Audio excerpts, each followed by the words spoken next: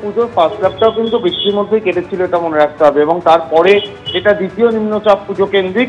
এই সময় দাঁড়িয়ে বলা হচ্ছে যেটা আজকে নবমীর বিকেলেই ইতিমধ্যেই এই নিম্নচাপ শক্তি বাড়িয়ে গভীর নিম্নচাপে পরিণত হয়েছে এবং আগামী কালকের মধ্যেই এটা অতি গভীর নিম্নচাপে পরিণত হবে। এই মুহূর্তে এটা আরো উত্তর ও উত্তর পশ্চিম দিকে এগোচ্ছে এবং সেটা শক্তিশালী গভীর নিম্নচাপ হিসেবে উড়িষ্যার স্থলভাগে দক্ষিণ উড়িষ্যা দিয়ে প্রবেশ করবে। এবং যদিও আমাদের রাজ্যে সরাসরি এই নিম্নচাপ প্রবেশ করছে না বটে, কিন্তু তার যে প্রভাব রয়েছে সেই প্রভাবে বৃষ্টি কিন্তু ইতিমধ্যেই শুরু হয়ে গিয়েছে এবং নবমীর সন্ধে যত এগোবে ততই কিন্তু হাওয়া বদল হতে শুরু করবে। দশমী এবং একাদশী একেবারে ভাসতে পারে কলকাতা সহ একাধিক জেলা, এমনটাই কিন্তু মনে করা হচ্ছে।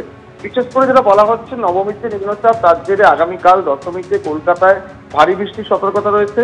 দুর্যোগপূর্ণ আবহাওয়া, ঝড় বৃষ্টির সম্ভাবনা এটা বেশি থাকবে দক্ষিণ চব্বিশ পরগনা, পূর্ব মেদিনীপুর এবং পশ্চিম মেদিনীপুরে। ফলে এই তিন জেলায় অতি ভারী বৃষ্টির কমলা সতর্কতা জারি হয়েছে। কিন্তু কলকাতা, হাওড়া জেলাতেও কিন্তু ভারী বৃষ্টির সতর্কতা রয়েছে।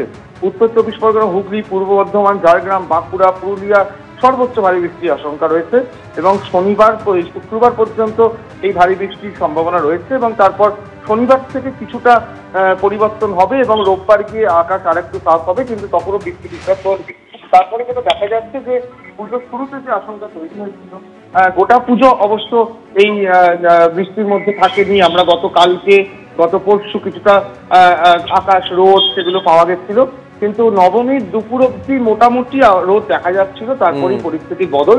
আপাতত যেটা দেখা যাচ্ছে যে বৃষ্টি ক্রমশ বাড়বে, কিছু কিছু জায়গায় এই মুহূর্তে বৃষ্টি চলছে এবং কালকে কিন্তু বৃষ্টির পরিমাণ অনেকটা বেড়ে বিসর্জনের দিনের যে শেষ মুহূর্তে আরো কিছু যদি ঠাকুর দেখে নেওয়া যায়, এই আনন্দে ভাটা পড়ার একটা সম্ভাবনা থেকেই আছে। ধন্যবাদ অরিত্রী। সুস্পষ্ট নিম্নচাপে পরিণত হয়েছে, পশ্চিম মধ্য বঙ্গোপসাগর এলাকায় এর অবস্থান করছে। আর আজকের মধ্যেই এটি গভীর নিম্নচাপে পরিণত হওয়ার সম্ভাবনা রয়েছে। এর প্রভাবে আমাদের পশ্চিমবঙ্গের বিভিন্ন জেলাতেই বৃষ্টিপাতের সতর্কতা এবং কিছু কিছু জেলায় এবং দমকা হওয়ারও সতর্কতা রয়েছে। আগামী 3 দিন পর্যন্ত দক্ষিণবঙ্গের সমস্ত জেলাতেই হালকা থেকে মাঝারি বৃষ্টিপাত প্রায় সব জায়গাতেই হওয়ার সম্ভাবনা রয়েছে।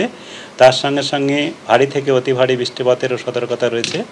আগামী 24 ঘন্টায় আজকে উত্তর এবং দক্ষিণ 24 পরগনা জেলাতে 1-2 জায়গায় ভারী বৃষ্টিপাতের সতর্কতা রয়েছে, আর বাকি সমস্ত জেলাতেই বজ্রবিদ্যুৎ সহ হালকা থেকে মাঝারি বৃষ্টিপাত এর সতর্কতা রয়েছে, বজ্রপাতের সতর্কতা রয়েছে।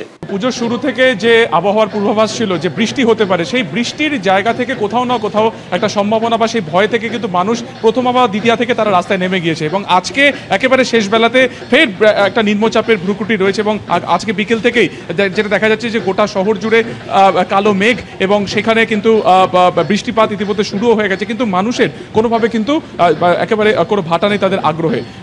এবং এবছরে আমরা রয়েছি এই মুহূর্তে দমদমপাক তরুণ দলে 48 বছর পদার্পণ করলো এবছর এখানকার পুজো এবং এবছর যে থিম গত 5 মাস ধরে তারা তৈরি করছেন ছাপ, যা একেবারে সময়ের সঙ্গে সঙ্গে যে ছাপ একেবারে তা আজকের বায়োমেট্রিক্যাল ছাপে এসে পরিণত হয়েছে। অর্থাৎ ছাপ অত্যন্ত গুরুত্বপূর্ণ, সেটা বায়োমেট্রিক্যাল ছাপ হতে পারে, সেটা তার নিজের কোনো ব্যক্তিগত কাজের দিক থেকে হতে পারে, যে নিদর্শন হতে পারে, সব দিক থেকে কিন্তু ছাপ অত্যন্ত গুরুত্বপূর্ণ। তুমি দেখতে পাচ্ছ মাতৃমূর্তি যে প্রতিমা, সেটাও কিন্তু একটা ছাপের মধ্যেই সেটাকে করা হয়েছে এবং মানুষের যে উন্মাদনা এই দমদম পার্কে, সেখানে কিন্তু এখনো পর্যন্ত সেটা কিন্তু একই রকম রয়েছে এবং বাইরে লাইন রয়েছে এবং এই বৃষ্টির মধ্যেও কিন্তু কোনোভাবে তাদের কোনো রকম ভাটা নেই, তারা একেবারে ঢুকছেন, তারা মোবাইলে ছবি তুলছেন এবং এখান থেকে অন্যান্য যে সমস্ত প্যান্ডেল রয়েছে সামনে সেদিকে তারা কিন্তু এগিয়ে চলেছেন। ফলত সব মিলিয়ে শেষ ল্যাপে এই বৃষ্টি এবং তার জেরে কিছুটা হলেও আনন্দের তাল কাটছে, কিন্তু সাধারণ যারা মানুষ, যারা দর্শনার্থী, তারা এইটুকু ভেবে নিচ্ছেন যে আগামী 1 বছর পর ফের দুর্গাপুজো, তাই কোনোভাবে তারা